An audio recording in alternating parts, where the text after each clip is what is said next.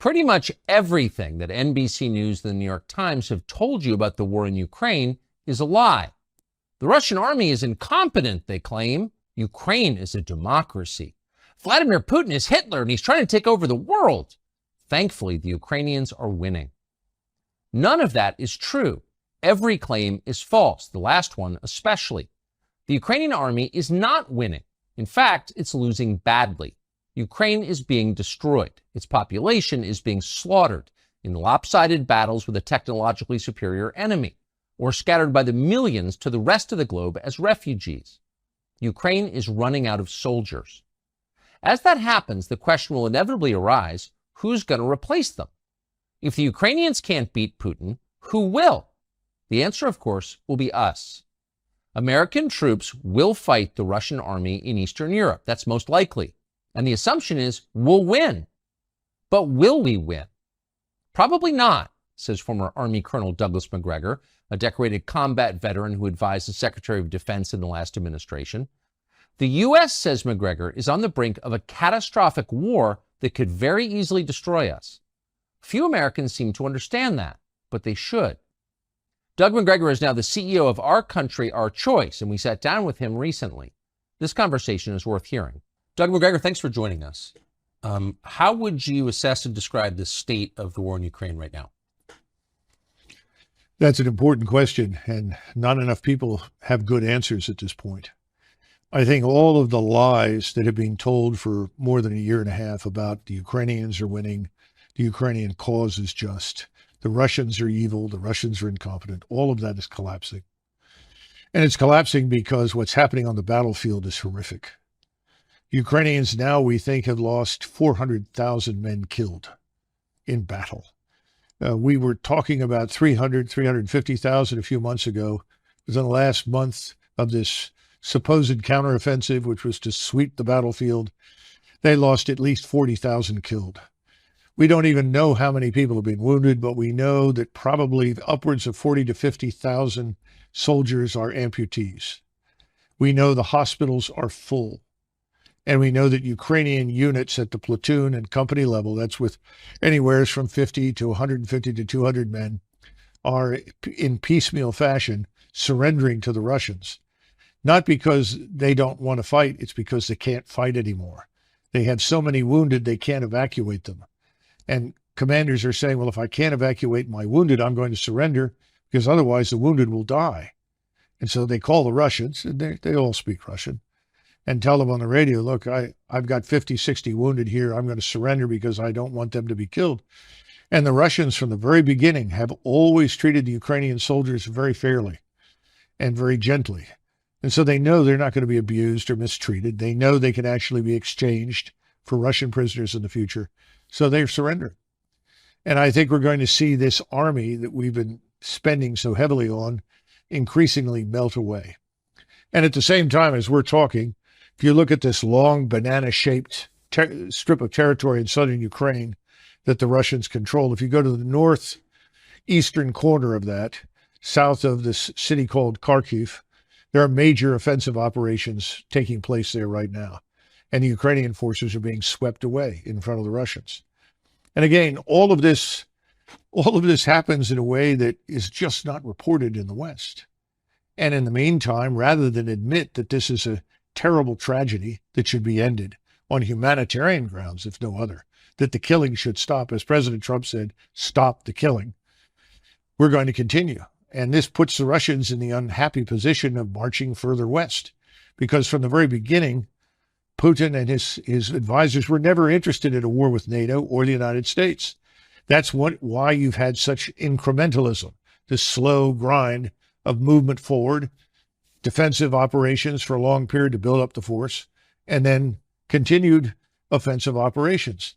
They have over 300,000 combat troops in reserve in Russia. And I think they're sitting there and not being released to fight because President Putin anticipates the possibility that we will intervene in Western Ukraine. And if we intervene in Western Ukraine, the Russians will be ready for that. And the consequences for us and for NATO will be devastating because we are not ready to fight the Russians. Why? Oh, I think the readiness has been on the decline for a long time. You've had an almost steady, uninterrupted decline in the discipline that makes soldiers fight. Discipline is a tough thing. We don't always understand it. Discipline is really a form of habit, and you build those habits over time through repetition, but you also build it under stress, under pressure, so that it sinks in. And then you build cohesion within the framework of those units.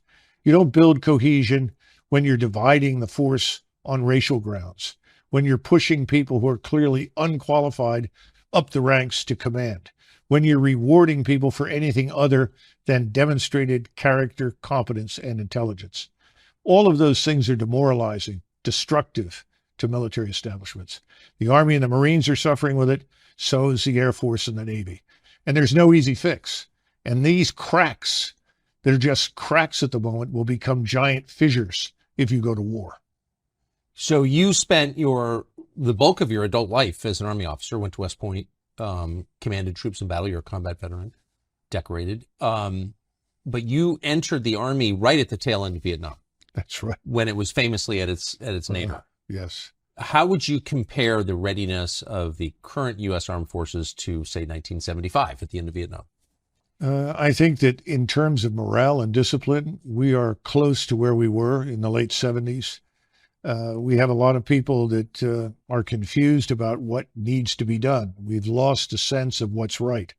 In other words, you don't have people that have served long enough in formations to know what right looks like, so that you can see a battle group, whether it's a battalion size or brigade or larger, and you know what makes things work. You know what it takes to fight in battle. We don't have very many people like that because since 2001, most of the fighting has been on a very small scale against a fleeting enemy. Running around in sandals with an AK-47, relying heavily on explosives, mines to kill and maim Americans. About 87% of our losses were really a result of explosives that came from mines. This is not an army that is accustomed to fighting anybody who can fight back. If I were going to compare it to an army, a better comparison would probably be the French army before the Franco-Prussian War, because the French had fought Mexican bandits, Mexican rebels. They'd fought Arab bandits, Arab insurgents.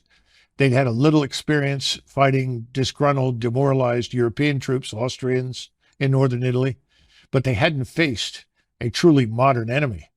But people were convinced that the French army was the greatest army in the world because they'd fought in North Africa, in Indochina, Mexico, all over the world. That war was a catastrophe for France, and that army was decimated in months by a Prussian army that was a modern force, highly disciplined, very competently led, trained, and equipped. So we're not there. We have equipment that is decades old. The tanks that I served on, for instance, when I went to war in 1990, were virtually brand new, state-of-the-art. Those tanks are still out there. They've been rebuilt, but they're not new anymore. They're no longer as capable as they once were. I'll give you a quick example. We have a turbine engine in the M1, A1 series tanks, and that turbine engine burns up as much fuel sitting still as it does moving, because it's a turbine engine. It was designed to be used on an aircraft. We put them into tanks. So that means you've got an 8-hour tank. Every 8 hours, if you're operating, you've got to refuel this thing. This thing also burns fuel at a very, very high temperature, over 1,000 degrees. And there are 40 plus connections around the engine that are very brittle, that can easily cause fires if accidentally they touch these little tubes that carry various types of fluid, if they actually touch this engine that's burning so hot. So the engine is so hot that you can track the movement of U.S. Army ground forces with tanks from low Earth orbiting satellites. So if you think you're going to hide or conceal yourself or outpace somebody, you're just a glowing target from space. To this must be added the ridiculousness of not having replaced that engine with a reliable, state-of-the-art diesel electric engine, which is much cooler, which can go for 24 hours or more without a refuel. And these things are extremely problematic when you go to war, because you have to pull forces back, refuel them, return them to the front. That's not easy to do when you're operating as frequently as every 8 or 6 or 9 hours. They say, well, we put it all, I guess, a generator on there to make up for this when you're sitting still. The problem is that you don't sit still for very long in combat, because if you do, you're going to be targeted and destroyed. And that, of course, is what we're seeing in Ukraine. Persistent surveillance from space, from overhead surveillance, makes everything visible all the time. So if you're going to embed yourself in the ground, if you're going to set up a permanent position there where you try to fire from that, you're going to be targeted and destroyed very, very quickly. So that's why this defense right now looks a lot like World War I, because anybody who moves is identified and killed. The only limitation on your ability to target and destroy the enemy is ammunition. The Russians, of course, have no shortages whatsoever. You recall at the beginning of this, we have all these shortages, right? The Russians can't keep up with missiles. The Russians can't keep up with shells. Well, they have multiple manufacturing facilities operating 7 days a week at 24 hours a day. We have no surge capacity in the United States. It would take us many, many months to come up to that kind of standard where we could actually compete in high-end conventional warfare. And that's why people like me and others worry that if we get into a confrontation, that we cannot win, because the world has changed, warfare has changed, integrated air defenses will knock virtually everything that flies out of the sky, that we will then fall back on a nuclear deterrent, a tactical nuclear weapon that says, if you keep advancing, we'll have to use a nuclear weapon. We don't want to go there, because the notion that there are so-called tactical nukes, you've heard that expression? Yes. Oh, that's just a little nuke, so that won't precipitate a major war. The use of any nuclear weapon is going to precipitate escalation very rapidly, because your opponents will assume that if they don't use their nuclear weapons, they're going to lose them. So we're living in a terrible dilemma right now. The smartest thing that we can do is end this war. What is Russia's objective, do you believe? Assuming the objectives change over the course of a war. Of course. Right? Well, the original objective, obviously, was very different. I mean, if they'd made peace with the Russians back in, let's say, March or April, I think the Russians would have retained very little territory, probably only Luhansk and Donetsk, the two so-called breakaway provinces. And I think there would have been guarantees of neutrality for Ukraine and guarantees of equal rights before the law for Russians. And that's what people don't understand. Most of this has to do with abuse meted out to Russians in Ukraine by the Ukrainian government. And this, of course, is this radical nationalist government that came to power in Kiev in 2014. And they almost immediately, as soon as that government came into power, they started launching a war against the so-called breakaway provinces. And Putin kept trying and trying and trying. The Minsk Accords were another good example, trying to get to a solution that would not involve confrontation. Now we know, of course, thanks to Angela Merkel, the German chancellor, that the Minsk Accords were just a ruse, a way to kill time and give the Ukrainians more time to build up their forces. To build up their forces for what? And it's pretty clear they were building up for an offensive against Russia. And of course, the next step was that we bring in our missiles and station them in eastern Ukraine, which puts them in a couple of minutes away from all of Russia's cities and all of Russia's nuclear deterrent. So this was unacceptable. So that original deal is gone now. And the question is, what will the Russians accept? Well, I think they're going to demand that whatever remains of Ukraine, rump Ukraine is what most people are calling it now, most of what's probably west of the Dnieper River, has to be neutral. It can't be part of NATO. The Russians will never tolerate NATO forces on Ukrainian soil, because we've demonstrated conclusively that we are fundamentally hostile to Russia. So that's the minimal requirement. How that's governed, that's another question. Who knows? I'm sure Moscow would want to have some say in that government, and who is there to ensure that behind the scenes they are not once again subjected to the treatment that we subjected to them to in the Minsk Accords. What is the Ukrainian objective? I think more and more Ukrainians just want to survive this, and that's becoming very hard. And Zelensky and the radicals around him are basically committed to fighting this war to the last Ukrainian. And of course, I'm sure that Mr. Zelensky and his friends are anxious at some point to retire to their estates in Florida or Venice or Cyprus to collect on the billions that they've managed to steal or siphon from all the aid that we've provided. Remember, Ukraine is probably one of the most corrupt places in the world. A friend of mine who had spent time in the old Soviet Union and also lived in Mexico came back from a visit to Mexico, and he said, it's hard to believe this, but Ukraine is more corrupt than Mexico. Wow. And I think that's true. So this is a world-class disaster. 14 million Ukrainians have left the nation, presumably never to return, because when they're asked in Germany or France or Croatia or Spain or wherever they go, we will never go back. So what are you going to do with this country? And then, of course, we have the usual suspects, the great agricultural business conglomerates, along with BlackRock, who have their eyes on the fertile Ukraine ground in Western Ukraine. I suppose there'll be a big effort to get control of that in some fashion. That may not work, though, once this war ends with a complete and utter defeat of the Ukrainian regime. Who is Zelensky? Exactly. How would you characterize Zelensky? Well, Zelensky... George W. Bush called him our generation's Winston Churchill. Well, this is W, right? Yeah. Not a very thoughtful man. He was a comedian who made a living acting on stage, frequently pretending to be a transvestite, doing things with various body parts that I won't go into. And he was picked up by an oligarch named Kolomoisky. Kolomoisky is the individual who's probably more responsible than anybody else for funding this atrocity we call the Azov Regiment that runs around with the swastikas and Nazi gear and so forth. And he was picked and then blessed by Victoria Nuland and the State Department as their man. Now, when he originally ran for office, he ran on a peace platform. And he was overwhelmingly elected across the country because he said, if I am elected as your president, I will make peace with Russia. Ukrainians didn't want to go to war with Russia. They were looking for a way out of this and a resolution to the crisis. Of course, once he was in there, he took a different road. And I can't help but think that that road was defined for him by us. Who is Victoria Nuland? Oh, goodness gracious. All these hard questions. I do not know Victoria Nuland personally. I know Fred Kinnigan, and his brother Bob is married to her. And she's a long-term committed neocon. This is someone I would not characterize as either Democrat or Republic.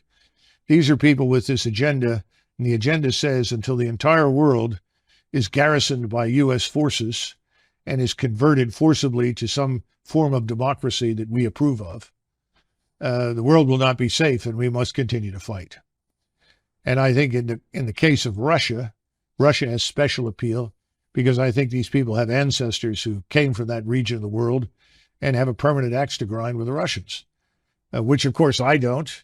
I don't think most Americans do, and nor do I think anybody in government should shape policy based on whatever unhappiness their ancestors, experienced in a place like Russia. So that's a nutshell, but I think that's enough. And wherever she goes, usually there is conflict, crisis, and fighting. And she's a strong opponent of fighting to the last Ukrainian. Does she, do you think, have relevant experience that would qualify her to be in charge of this war? Well, obviously she does. But, it's sort of like asking somebody who has never snaked a drain or replaced a garbage disposal to be a plumber. And I think we have a lot of those in Washington. She's not the only one. So, no, I don't think she understands the gravity of the situation. These are the same people. Tony Blinken is in this with, what's his name? Sullivan I keep mixing up Sullivan with the previous O'Brien, who was in the White House. Not much difference. And Sullivan will all tell you, well, the Russians are weak. The Russian economy is fragile. The Russian armed forces are poor. Their generals are terrible. And they can't possibly win. All we have to do is to keep up the pressure and they will collapse. Well, that's been a hell of a strategy. And it's killed large numbers of people and created millions of refugees and destroyed the country. But it hasn't hurt Russia. And Russia today is stronger than it has been in 30 or 40 years. You have a Russian military establishment that is now more potent and more capable than the Russian military was in the mid-1980s. Why? Wars typically, don't they degrade a military force? Well, the Russians have been very, very careful and deliberate, very cautious about the expenditure of life. What do you think the casualty numbers are in Russia? You know, that's a hard one to estimate. I think probably 50,000, 40 to 50,000 killed, maybe another 40 to 50,000 wounded. Wait, total? Yes. As compared to the Ukrainian? 400,000 dead. Yeah. So this is... The ratio is 1 to 5. You believe those numbers are roughly accurate? Yes. Yeah, absolutely. And these are 50,000 to 400,000, that's a larger country, or with a much smaller country with a much smaller military. I mean, that's a grotesque. Oh, it is. And the manpower is leaving Ukraine as quickly as it can get out because people don't want to be thrown into the meat grinder. You can't defeat what the Russians have built.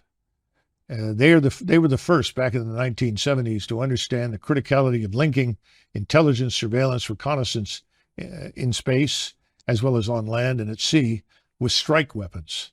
What's a strike weapon? Rockets, missiles, guided artillery for precision. They've done that extremely well. So that's one of the reasons they have thousands of guns, hundreds of rocket launchers, hundreds of ballistic missile launchers, cruise missiles, and so forth. And these are then linked to that ISR. So the response time is almost instantaneous. A Ukrainian formation is located at this spot next to this building on the outskirts of, say, Kharkov. They can have missiles on the way to those targets, or rockets or drones, within the space of perhaps 5, 6, 7 minutes. So this is a very well structured, well organized machine. And the machine is grinding up everything in front of it. And it's not going to be defeated. What about the space age military technology that we've been sending to Ukraine? That hasn't brought parity? Well, first of all, a lot of the equipment we send over there is quite frankly obsolete. It's very old. It's not new. We've given them a few new items, but not much. And remember what I said about missiles. We sent them some Patriot missiles. And I think at this point in this newest round of money, what, 750 million, something like that, we're sending 33 missiles, Patriot missiles. These are missiles that are used to shoot down aircraft or cruise missiles, incoming opposing forces. Every time you're in air defense, people will tell you if there's a target out there, you shoot 2 missiles at it as a minimum to make sure you get the target. Well, you run out of our missiles in the space of a few days.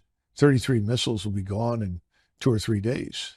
You can't possibly defeat the thousands of projectiles that are being hurled in your direction. And the radars, of course, emit, and so your radars light up and become targets. This is a no-win situation because the Russians, though they were not prepared in February 2022 for this kind of war, they are now. And they're continuing to prepare, which includes continuous mobilization. They're up to 750,000 troops in and around Ukraine. Most of them are on the outskirts, Belarus, Western Russia, down in southern Ukraine. That number is going to rise over the next year, I would expect, to 1.2 million. And people are reservists being called out of universities. People are being through the military now, working in universities to become engineers, architects, mathematicians, whatever. They're being pulled out, put in uniform, and readied. Because, again, our intransigence, our demonstrated hatred and hostility for Moscow and for Russia has convinced the Russian people, as well as the leadership in Moscow, that they are going to have to fight us and anyone who is allied with us. So they're preparing for that eventuality. That's why it's so important that we have to wake up, understand what we've done has backfired. Whatever we set out to achieve has failed. What we need to do now is stop this and come to a settlement that we may not like, but it needs to happen, and soon, before this thing is out of control. Eventually, you keep this up within the next 6, 8 months, you'll see hundreds of thousands of Russian troops on the Polish border. That is not what we set out to achieve. No, it's a terrifying disaster. And what cost do you think to the United States? The latest estimates since 2001 spending, including the spending in Ukraine, all the military spending designed to support these interventions, conflicts, wars, whatever you want to call them, about $14 trillion. Now, that 14 trillion is largely debt financed. So then you have to move from the 14 trillion to where we stand now in national sovereign debt, which of course I know the economic luminaries think is meaningless. But you have 130 million workers. And you look at those figures and suddenly you realize that every adult male or woman in the United States who works for a living has a debt hanging over them of roughly $240,000 in order to deal with what the 14 trillion have added to the national sovereign debt. And this is part of the issue that people are walking away from this war for good reasons. Look, the average American earns about $31,000 a year. That's it. The average American pays about $16,600 a year.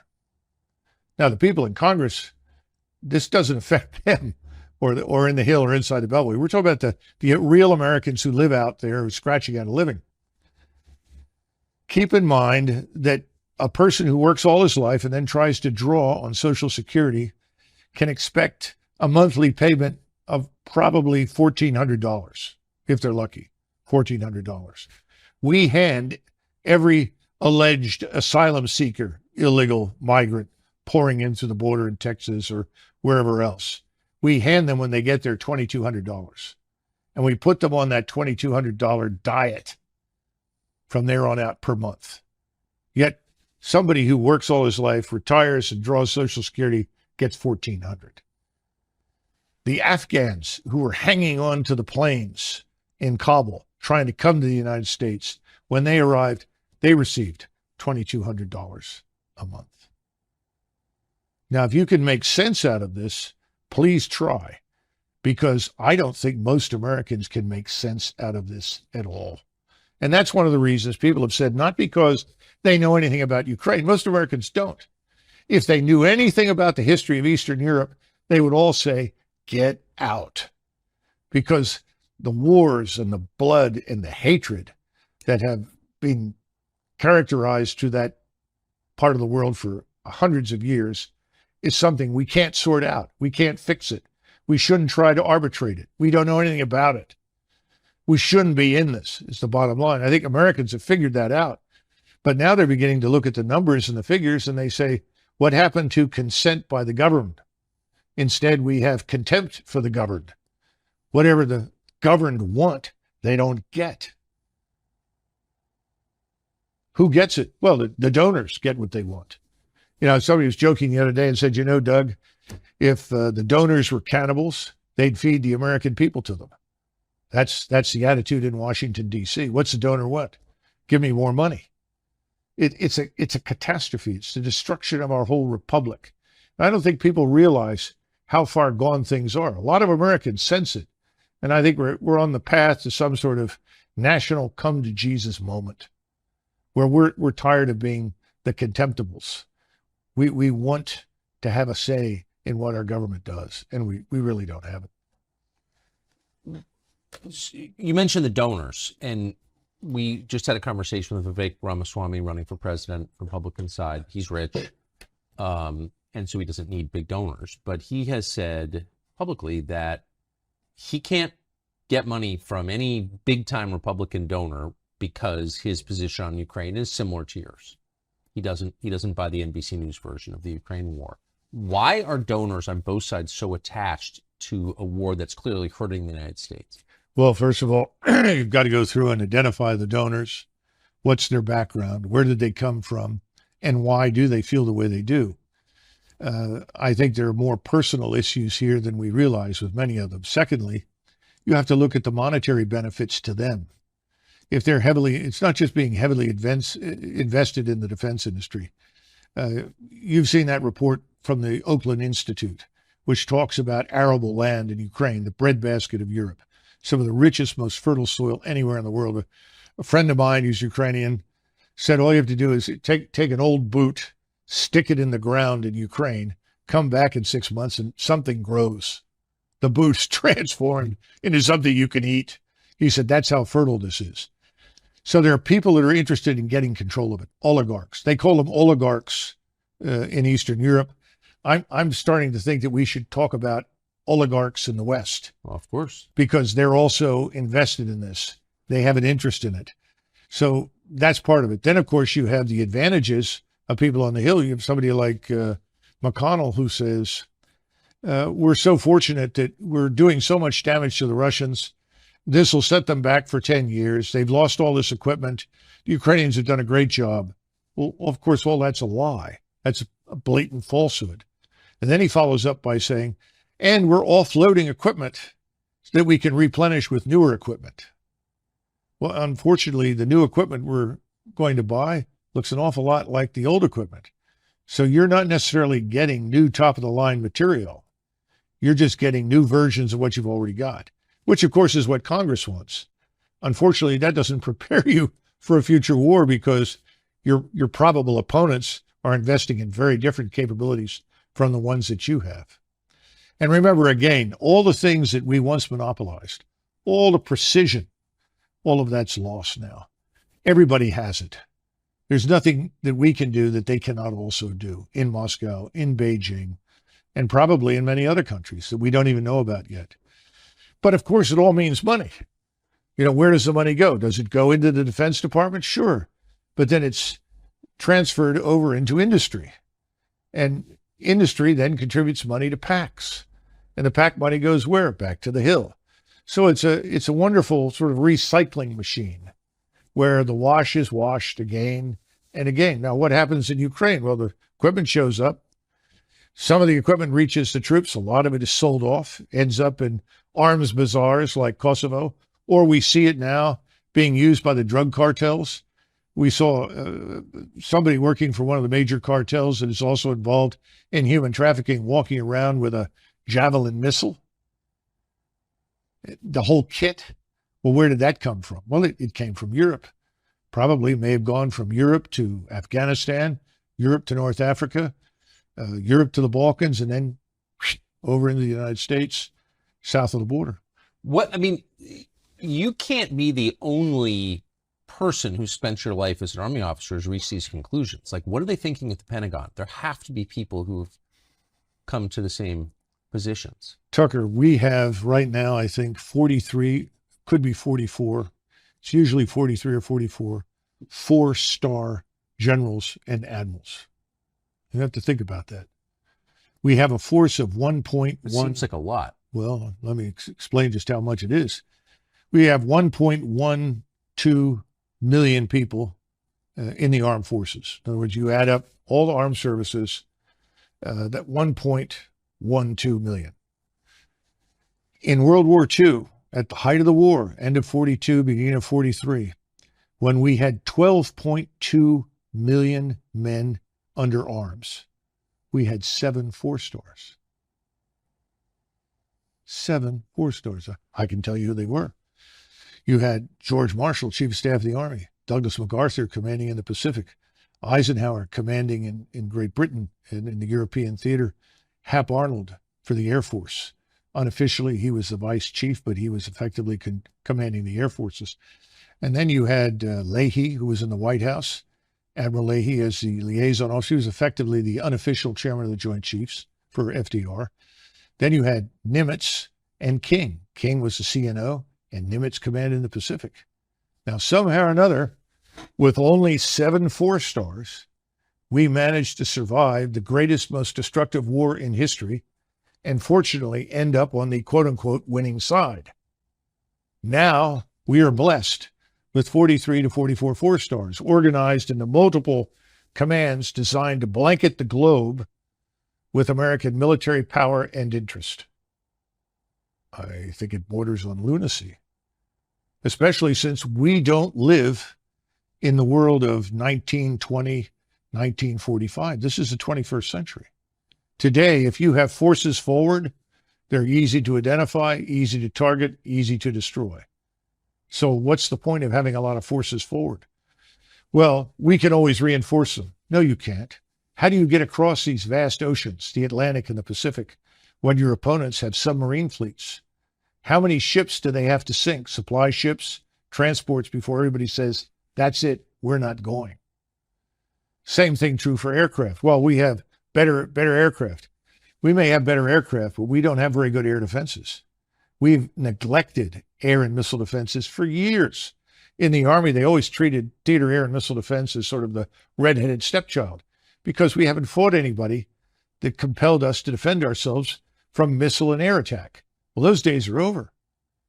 In other words, if you press this war with Russia in Central East Europe, it will reach us here in the United States. People aren't thinking about that. How many Americans do you think are assisting or fighting on the side of Ukraine right now? Well, I don't know, but I imagine it must be hundreds because the President of the United States, as you know, has authorized combat pay for Americans in uniform in Ukraine. Now, didn't specifically say uniform, just said Americans serving in Ukraine. So I imagine large numbers are in other uniforms, not necessarily American. Some may be assisting contractors or working with them, but a substantial number. And again, thus far, the Russians have been very careful about not necessarily targeting them. And it would be a mistake to assume that the Russians don't know where they are. And the latest strikes that we've had over the last couple of months have been all the way out on the border with Romania, the border with Poland, the border with Moldova. Precision strikes, Kinshal missiles carrying 1,000-pound warheads. Great accuracy, very destructive. Why? The Russians are sending a message.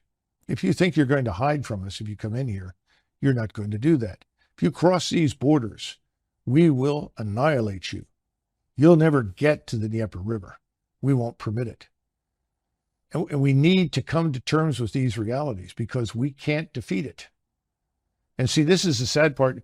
Somebody will say to me, well, Doug, you don't sound very patriotic. I'm not patriotic. I put my life on the line for the country. I have no compunction about fighting or killing anybody if we need to do it. Don't get me wrong. We don't need to do this. That's the point. This is unnecessary. And if we do it, so I think a lot of Americans suspect that maybe our military force is weaker than we think it is. You're saying it's much weaker than we think it is. Think of it like an engine. You have a 500 horsepower engine in 1991, and the 500 horsepower engine goes from 500 to 400 to 300 to 200 down to 100. Now, you don't notice very much because you don't put the pedal to the metal. It's good enough to get to the grocery store. It's good enough to drive on 95 for 50 miles. But if you put your foot down the pedal, you're going to discover that this is a very weak engine. It's not performing very well. It doesn't have what it once had. In other words, we've gone down in the horsepower arena militarily. This is the warning. This is what people need to understand. People say, well, what about all the money we spent? That's a damn good question. You spend all this money, what are you getting for it? Where did the money go? Who's making the decisions? And you have separate services. Each service lives in its own world, has its own doctrine, its own bureaucracy, its own way of war. All this jointness is just, fugazi nonsense. And you got lots of generals, and every general has a reason to exist. And every general has 1,000 men in his headquarters, every 4-star. And every 4-star needs money for his projects. And this becomes a giant trough feeding frenzy for people on the Hill. And nobody ever bothers to stand up and say, why? What are we doing this for? I mean, just look what's happening in Africa. Niger decided they'd had enough of their French overlords. The French retained ownership of virtually 50% of everything of value in their colonies in Afrique du Nord. Now, that's French business. Whatever the French want to do, it's fine with me. But my point is, we're involved there because we built an airstrip in Niger and we marched in there to defeat Islamists. The truth is, there weren't very many Islamists until we showed up. Now there are lots of Islamists.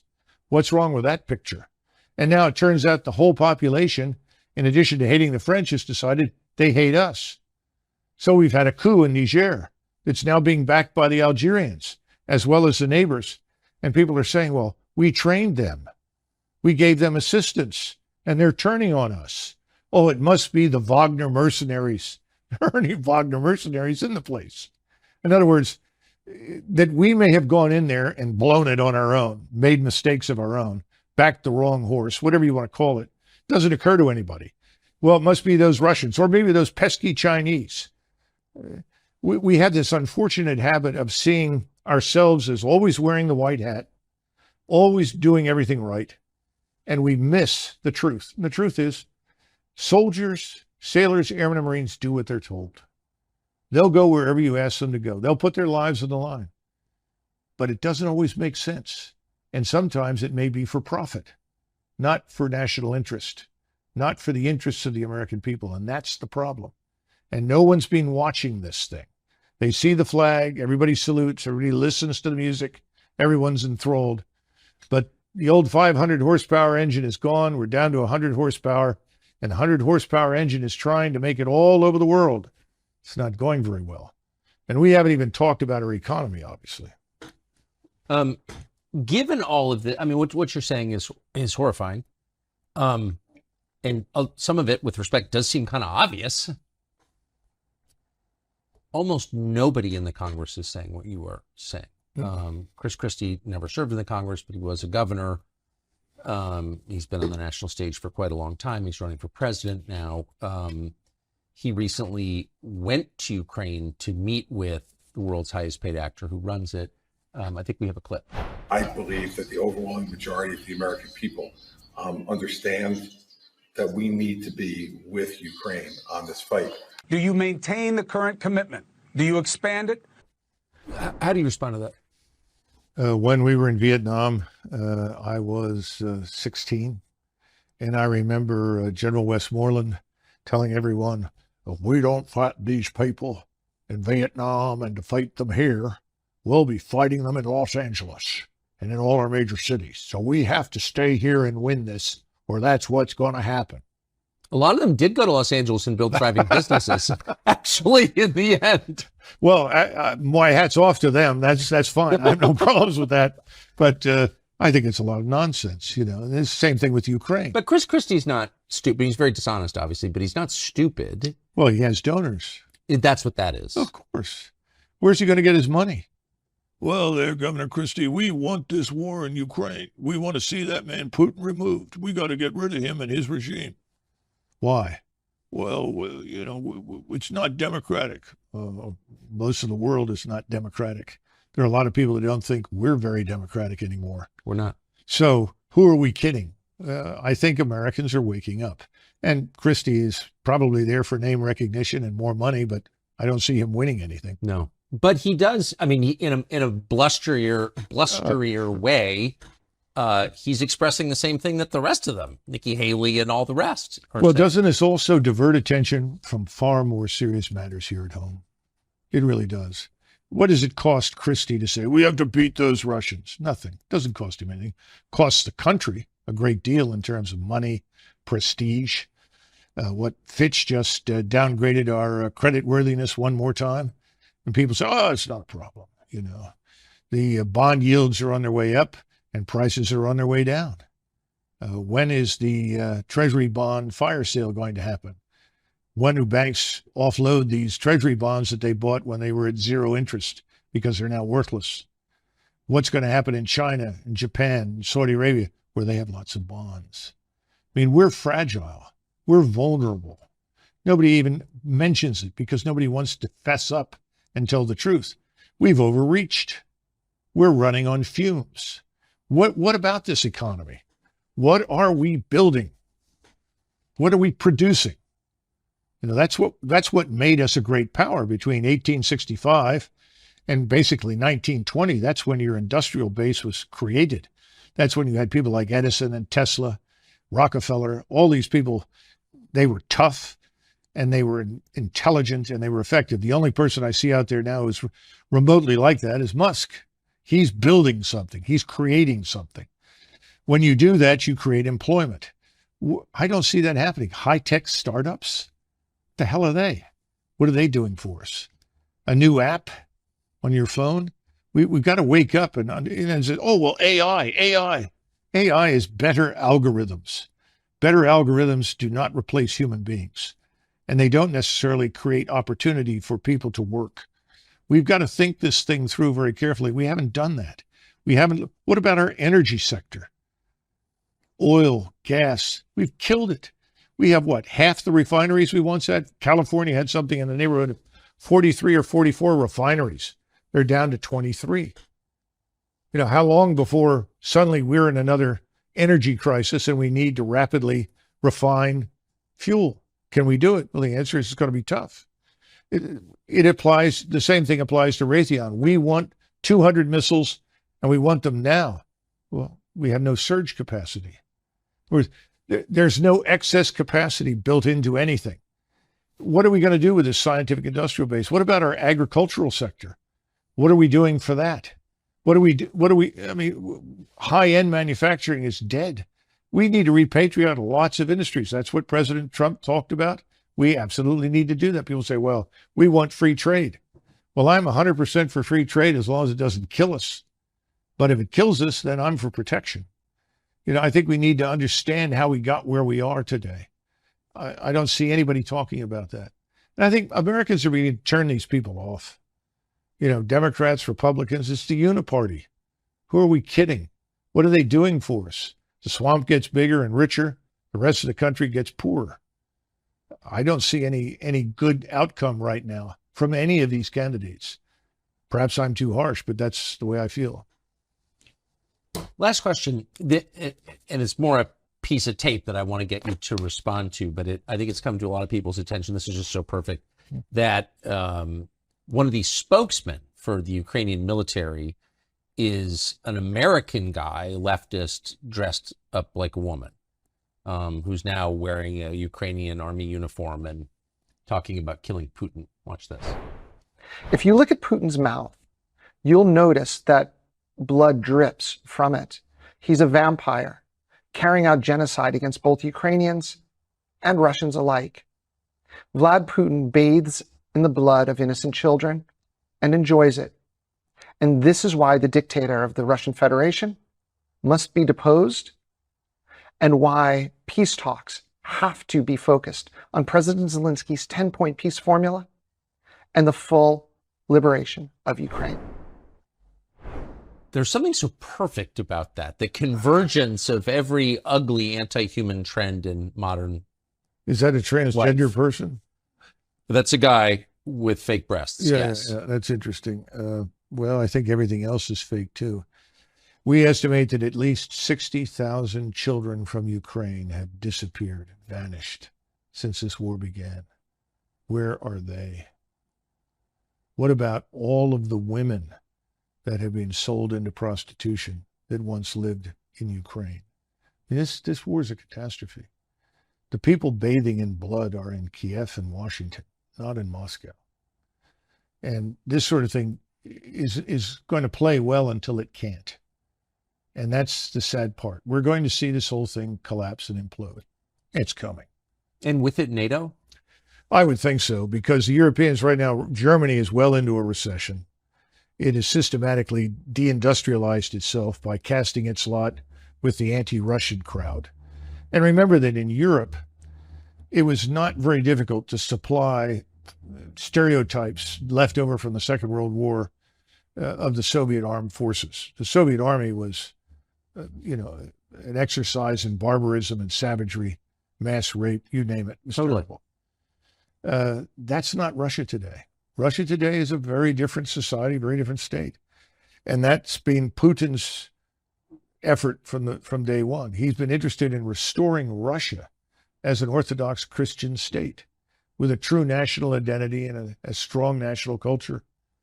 That's probably another reason why so many people want to destroy Russia, because it's the last European state that has not been flooded with foreigners and turned into some sort of polyglot experiment, which is failing badly, by the way, because at some point, all of these unwanted people in Europe, and for that matter, here as well, I suspect, when things fall apart economically, it's going to get very hard on them. Because people are going to look around and they go through this, well, wait a minute, I'm an American. Who are you? What are you doing here? Why are you living that way? Why are you being subsidized? I'm a German. You know, you don't belong here. You need to go home. I'm getting $1,400 a month in retirement that I paid into my entire life, and you just show up from Congo and you're getting $2,200. Well, here's another one. The president announced yesterday on one of these tweets, somebody tweets for him, obviously, that the people that have lost everything in Hawaii, thousands of them lost everything, are going to receive a one-time payment of $700. Now, I haven't been to Hawaii in a long time. I'm not even sure I've ever been there, but I know that $700 isn't going to take care of a family for very long. No. But in the meantime, hundreds of millions, billions of dollars continue to flow into this black hole called Ukraine, which I think is an exercise in fraud, deceit, and criminality, to be blunt. So when's it going to stop? When are we going to take care of Hawaii? Let's go back to Ohio, where we had the derailment and the chemical spill. 4,000 human beings living in this area. The water is still not fit to drink, as I understand it. We wouldn't even invest the money to move those people to a safer area, even if it meant temporary housing or permanent housing, until this thing was cleaned up. What have we done? This is the problem. It is America last on every level. The last people who are consulted, the last people who are benefiting from anything that goes on in Washington are Americans. This cannot go on. It's got to end. And I think it will end. But unfortunately, it's like everything else. We're going to have to be pushed over the cliff into the abyss. I think that's where we're headed. Well, on that cheerful note, retired Colonel Douglas Macgregor